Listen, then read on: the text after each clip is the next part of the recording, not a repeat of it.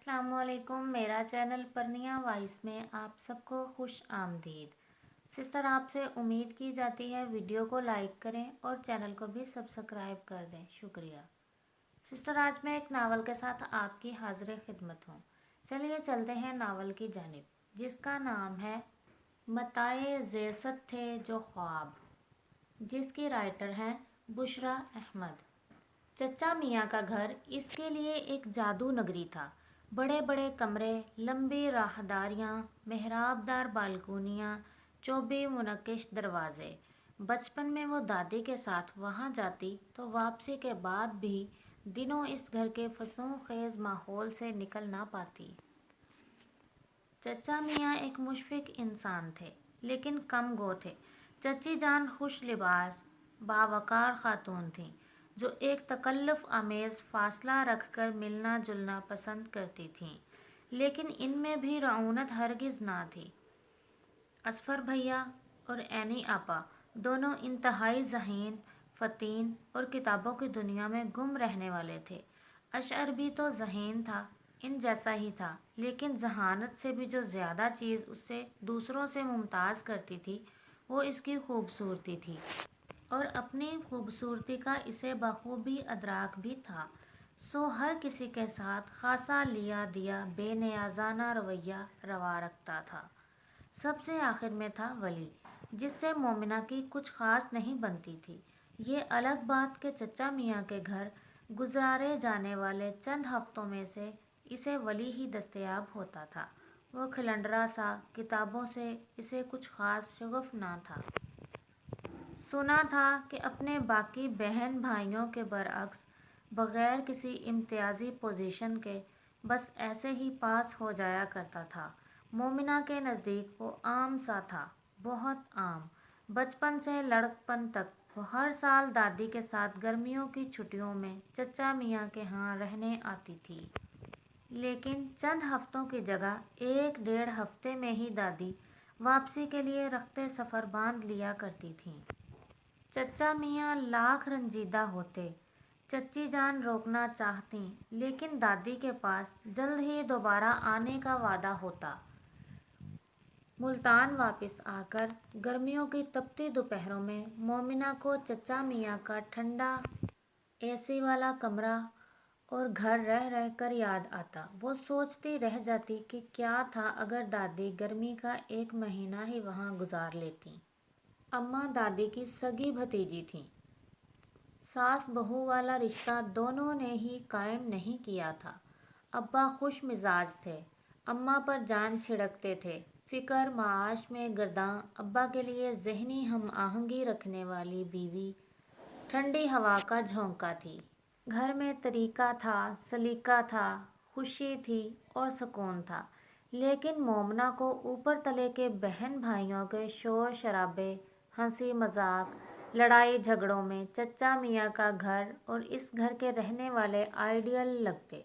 कभी इसे लगता कि वो नाशुक्री की मर्तकब हो रही है तो वो अल्लाह से खूब तौबा करती और घर में दिल लगाती। चचा मियाँ की पसंद की शादी थी। चची जान खासे ऊंचे ख़ानदान से ताल्लुक़ रखती थीं।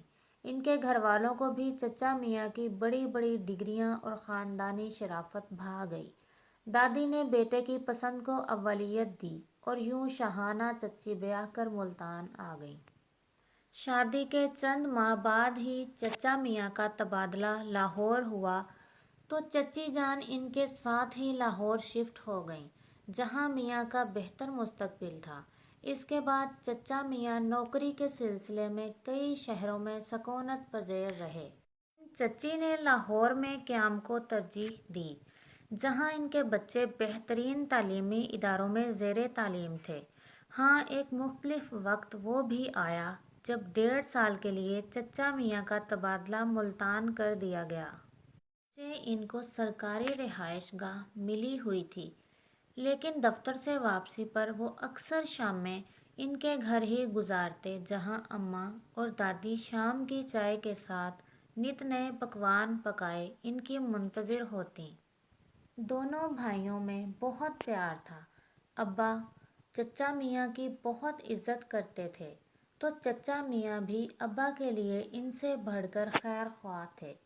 اماں چونکہ ان کی بھی ماموزاد بہن تھیں، سو پرانا ساتھ تھا۔ وہ خوب کھل کر اماں کی گرہستی کو سراہتے اور انہیں ابا کی خوش قسمتی قرار دیتے۔ ایسے میں مومنہ کے ذہن میں شاہانہ چچی کا پروقار اور خوبصورت سراپا ابھر آتا، جن کے کپڑوں پر اس نے کبھی سلوٹ نہیں دیکھی تھی۔ ان کے مقابلے میں اماں ہلکے رنگوں کے سادہ سے کپڑوں میں ملبوس کتنی پھیکی سی لگتی تھیں۔ یہ اس کی اپنی سوچ تھی۔ ایسا نہیں تھا کہ اسے اپنی ماں سے پیار نہیں تھا، بلکہ لاشعوری طور پر وہ انہیں اسی روپ میں دیکھنا چاہتی تھی جو چچی جان کا ہوتا تھا۔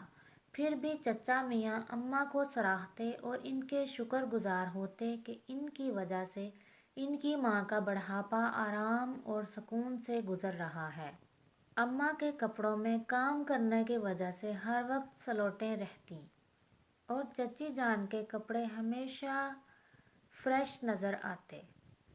ایسے میں اماں انکساری سے وہ سارے فوائد ان کو گنواتی جو دادی کے دم سے انہیں میسر تھے۔ ان دنوں ولی بھی ہفتہ ہفتہ بھر اپنے ابا کے پاس ملتان آتا تھا۔ ظاہر ہے چچا میاں دفتر جاتے ہوئے اسے ان کے ہاتھ چھوڑ جاتے اور یوں وہ دادی سے ڈھیروں لاڈ اٹھواتا۔ سعد اور احسن کے لیے وہ کسی سپر ہیرو سے کم نہ ہوتا۔ سکینہ اس کے گن گاتی رہ گئی۔ مومنہ تو وہ اسے کمپنی دینے کی کوشش کرتی، لیکن ولی کے پاس اپنی کلاس فیلوز کے ڈھیروں قصے ہوتے جو ہر وقت اس کے آگے پیچھے پھرا کرتیں۔ مومنہ لاہور میں بھی یہ قصے کہانیاں سنتی رہتی تھی۔ کئی بار بڑے کمرے میں اس کے لیے آئے لڑکیوں کے فون اس نے خود بھی ریسیو کیے تھے، سو وہ کوفت زدہ ہو کر اسے اس کے حال پر چھوڑ دیتی۔ زہر لگتا تھا مومنہ کو اس کا یہ اوچھا پن۔ اللہ جانے چچا میاں اس پر سختی کیوں نہیں کرتے، وہ حیران ہوا کرتی۔ چچا میاں ملتان میں 1.5 سالہ قیام کے دوران چچی صرف ایک بار ہی ان کے گھر آئی تھیں۔ ان کے میکے کے عزیزوں میں شادی تھی۔ آئی تو وہ شادی میں ہی تھیں، لیکن قیام زیادہ تر انہوں نے ان ہی کے گھر کیا تھا۔ اماں کے ساتھ ان کے تعلقات شادی کے اولین دنوں سے ہی اچھے تھے۔